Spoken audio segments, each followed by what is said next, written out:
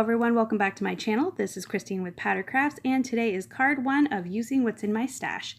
So first we have this stamp set here from Simon Says Stamp. It's called Big Birthday Wishes, and this image stamp here from the Greeting Farm. Her name is Relax.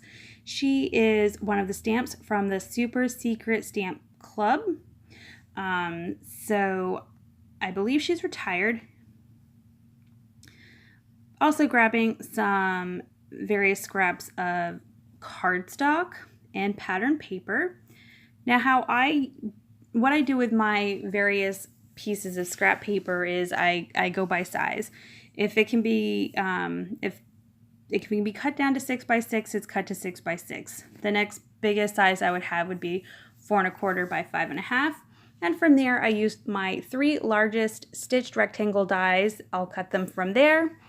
And then 3 by 3 squares. Anything smaller than that, I do recycle because I just don't want to keep really small scraps of scrap paper laying around. I always feel pressure to use it and I just stare at it and it just kind of blocks my creativity.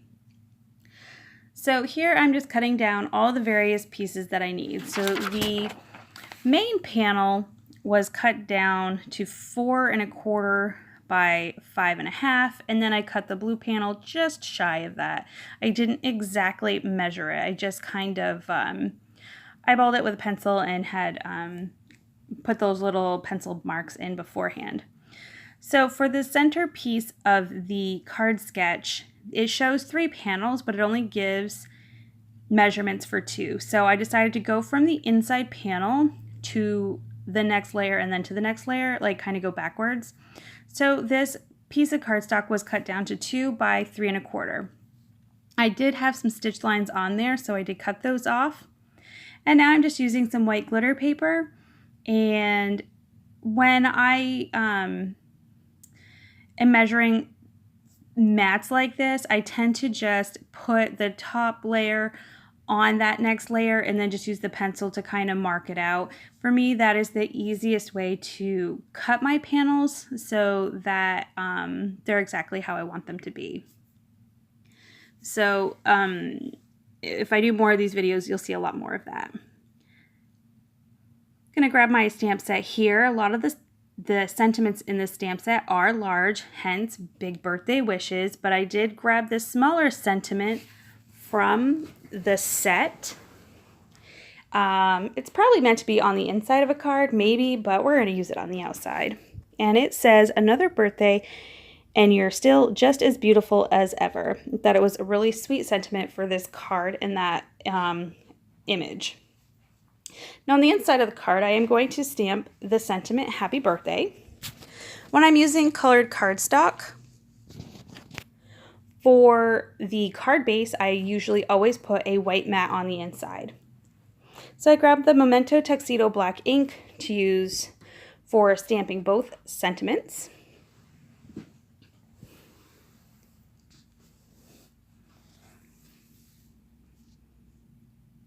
And I'm going to go ahead and put those 2 pieces aside and start assembling my card. So we're going to take this blue paper with the white polka dots, add some ATG here, and we're going to go ahead and put that on the black cardstock mat. Then I'm going to grab this blue plain colored cardstock and we're going to go ahead and line that up with the polka dots. It's the easiest way when you're using polka dot paper, just follow the dots. Unless of course they're all over. This happens to be in perfect lines. I'm going to go ahead and then add this center part together. So the pink is going to be at the bottom, then the white glitter paper, and then that really sweet pattern paper that I really loved. I'm going to add tons of adhesive to that because I'm not sure how well it's going to stick on that glitter paper. That glitter paper is pretty smooth, so I'm pretty confident it's going to stick just fine, but I wanted to make sure that I had plenty of adhesive just in case. And like I thought, I had no problems with it. So you're going to go ahead and adhere that part on. And I'm looking at this sentiment here and I'm thinking it's kind of boring. So I grabbed my Ink Joy gel pen. I love these pens. I bought them in a pack of 12. I think I got them from Target. I'll put a link in the description below. They write really smoothly. They do take a minute or two to dry, so you have to be really careful so that you don't smear the ink on your project. Or even if you're just writing with them in everyday, everyday use, I tend to just use them for card making. So I'm going to go ahead and put that aside so that that ink can dry so that I don't accidentally smear it.